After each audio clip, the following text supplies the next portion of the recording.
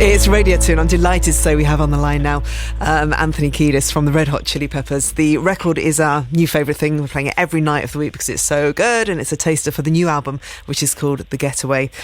Welcome to the show, sir. How are you? I'm very well, thank you, Joe. How are you? Yeah, I'm all right, thank you. So how are you feeling? Because the unveiling of a new album must be A, nerve-wracking, B, exciting. We've done this before, so Yeah. the nerves are a bit at bay. It's more overwhelming and exciting and joyful and a large workload. How long did it take? What was the time that it took to make this? I feel like it took years, but once we actually got recording, it only took a couple of months. So the build-up was forever, and we had broken arms and broken dreams, and all this stuff kind of went awry. And then once we actually found a producer and were healthy and set about the business of making music, it went really quick. So I guess when you've been making records for as long as you have, it just must be so difficult to think of the sound that you want, how you're going to fit into what's going on in the music scene at the time, and who you want to work with, and the expectation of everybody. I can't quite imagine how that is for you. Well, expectations, I can't think about those too much. Finding sound, finding joy for music, and staying together as a band, as a marriage, is all kind of challenging. But really, finding a producer was hard because we knew that we wanted to experiment with Danger Mouse. And he's busy. He's doing, television shows and movies and 12 other records. And we finally nailed him down to a time. And then Flea went and broke his arm snowboarding. So we lost our time slot with Danger Mouse and had to kind of reconfigure. And in the end, it was all kind of meant to be.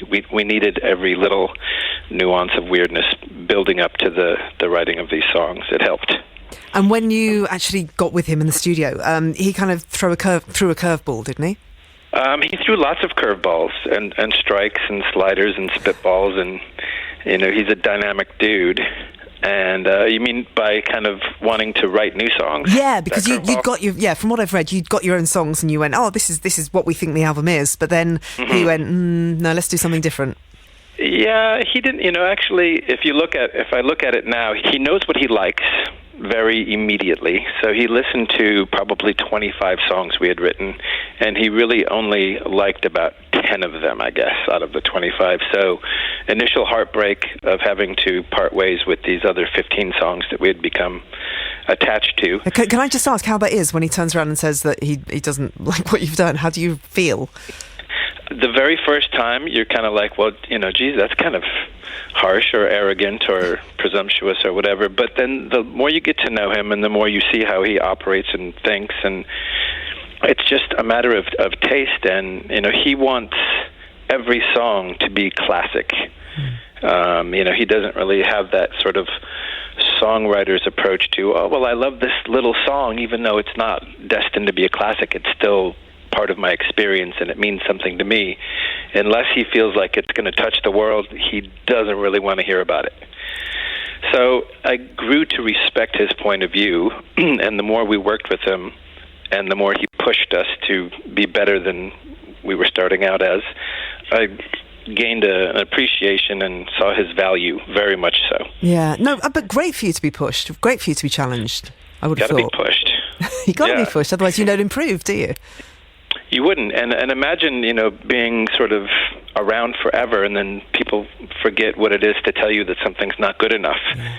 So you just, you always think it's going to be good enough, but then really you need someone to be brutally honest and break your heart and hurt your feelings a little bit along the way. I guess it's the emperor's new clothes. There's always a danger of that, isn't it? Just people going, yeah, you're just fabulous, and you don't want that. That's a danger. I mean, imagine some of the true greats, the real greats, the classics, like, a member of the Beatles, and someone going, God, that song's just not as good as what I think you can do. No one would ever say that, so they might not know. Yeah.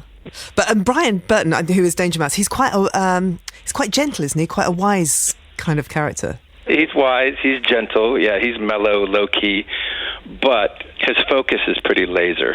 Yeah. So what can Anthony, tell me what we can expect on this album. What kind of a mood has it got? And lyrically, what were you writing about? Lyrically, I'm embarrassed to say, but a 2-year relationship that completely fell apart like a a nuclear bomb just left me feeling pretty raw and available to the emotional universe for writing. So even though the relationship was a bit of a disaster, I feel that in some way I did get something out of it, which was, about half the songs on this record. Yeah. Gosh, are they going to be difficult to sing, those songs? No, and really they're not, full literal stories, because I find that a bit boring for me personally at this stage, writing something that's predictable and, everyone can relate to that.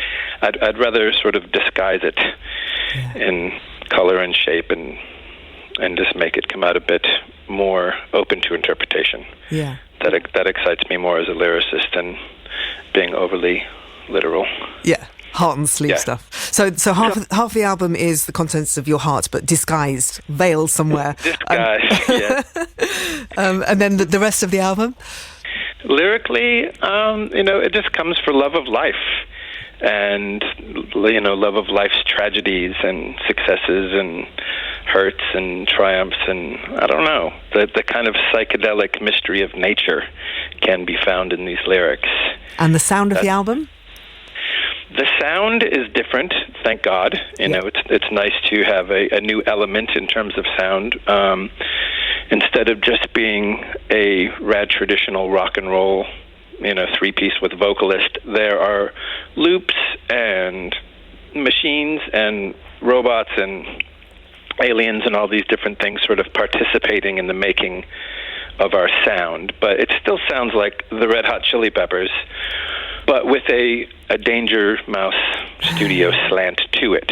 So there's a meld. There's, you can feel the influence, and it's nice. Like, my very favorite song on the whole record is called The Getaway, even though it shan't be our single. And in that, that's something that is a loop and has a bit more of a mechanical influence. But emotionally, the very first time I heard the music, I was instantly inspired. So there's kind of the best of both worlds in there. I can't wait to hear it. How the rest of the band? How are the band getting on at the moment? All good and healthy? And Everyone's good. We have figured out how to argue successfully without hating each other or wanting to be away from each other. We can start off the day with a massive difference of opinion and get into a bit of a miniature shouting match, and then 10 minutes later it's over and done with. And I like what I see with these boys getting ready to go out on tour for a year. Yeah. It's nice to know we can process all these highs and lows together. Everyone's good. Everyone's excited that we have this many new songs that look like they're going to be a blast to play live. It's all part of the adventure. Listen, enjoy the tour. Where are you at the moment? Are you at home? At the moment, I'm standing naked in my kitchen. Okay, so you're not cooking, are you? You haven't got a frying pan out? No hot grease anywhere near. Okay, fine. I was worried for a bit then. Yep. Anthony, it's nice to talk to you, and hopefully see you when you're over here in the UK. Come in and say hi to us. Thank you for your time, Joe. We'll play the single now. This is Dark Necessities. Anthony, thank you. Bye, Joe. Step away from the hot fat. Will do. Bye.